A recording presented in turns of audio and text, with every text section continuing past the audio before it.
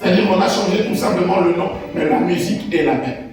Et je poserai la question de savoir où est le son qui un jour a donné la guérison au roi quand David jouait.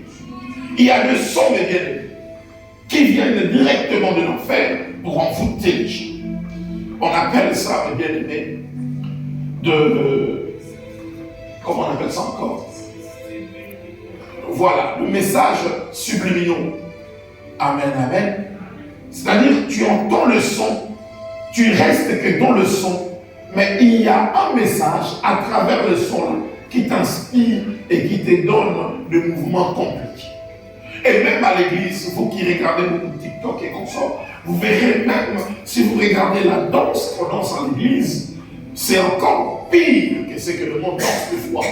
Et mais cette personne est dans l'église, mais le pas qu'il est en train de faire, ce sont le pas que nous rencontrons dans le monde. Et il est en train de le faire encore mieux que ceux qui sont dans le monde.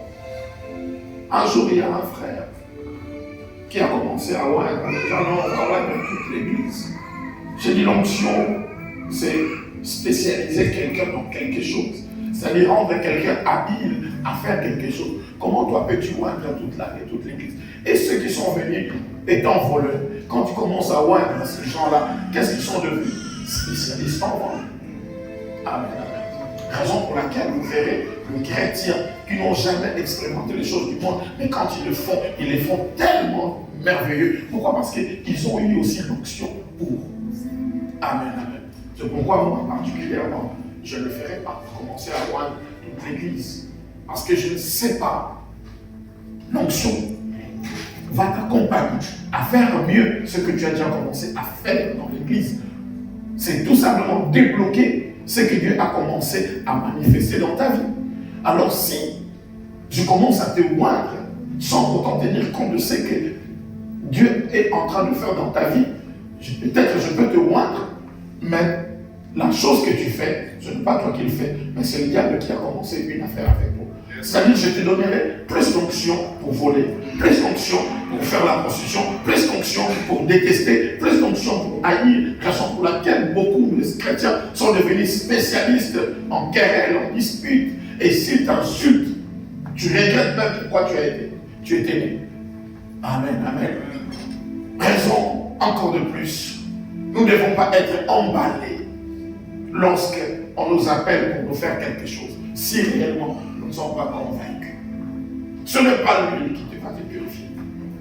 Amen, amen. La purification, c'est une chose personnelle. C'est ta confiance avec Dieu. C'est ton respect avec Dieu. Amen, amen. Mais si cela n'est pas le cas, je n'accepterai pas une onction quelconque. Le Père, que le mal qui est en moi, que je puisse le faire à la perfection. Amen, amen. Amen. Le vol, je ne ferai pas la perfection parce que je ne prendrai pas l'huile pour rien. Que Dieu nous bénisse. Amen. Et la Bible nous montre, c'est l'état de l'église actuelle aujourd'hui. Parce que c'est la 7e église de l'Apocalypse, c'est-à-dire le livre de temps de la fin. Et la 7e église, certainement, c'est celle que nous vivons. C'est la dernière de l'église que nous vivons aujourd'hui, toi et moi, et que nous constatons dans le monde qu'il y a cette crise de la foi et les gens n'ont plus la foi, ils sont plus des spécialistes en. Et si nous regardons les choses de Dieu, nous le verrons chez le païen en train de dire les choses de Dieu. Même s'il y a une chose qui se passe chez moi ici, tu verras quelqu'un ira louer même quelqu'un qui sait dire le mal pour lui confier ce message, afin qu'il le dise vraiment pour clouer l'église. Je ne suis pas pour ceux qui détruisent l'église. Je ne suis pas pour ceux qui sèment le trouble dans l'église. Mais je suis seulement contre ceux qui prennent les choses de l'église et qui les exposent aux gens du monde. Amen, amen. Alléluia. On peut le condamner comme on veut, mais je ne donnerai pas les choses sacrées aux chiens. Parce que païen est un homme animal. Amen, amen.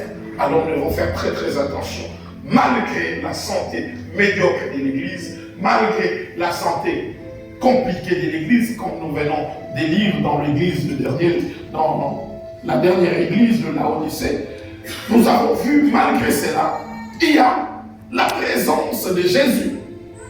Amen, amen. Parce que c'est lui qui est le propriétaire de son Église. Peu importe ce que nous pouvons faire, froisser, détruire, ridiculiser l'Église, mais l'Église a son propriétaire. Alléluia. Qui ne quittera pas son Église? Parce que toi tu as fait quelque chose, Dieu ne quittera pas son Église. Parce que, vous savez, il a payé le prix de son sang, de sa vie pour l'Église.